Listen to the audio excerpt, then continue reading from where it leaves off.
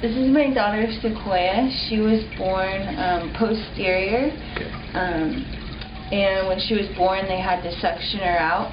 She was in a lot of pain. She wouldn't nurse, and the doctors tried to cover it up with Tylenol. So we took her to Dr. Steve, and he adjusted her, and she was a different baby ever since. What was she not doing after she was born? She wasn't breastfeeding. She couldn't move her head to one of the sides, because when she was born, she came out with her head twisted. And we took her to Dr. Steve, and she's been great ever since. Fabulous. Would you recommend your other friends with new babies to go to? Oh yeah, definitely. Okay.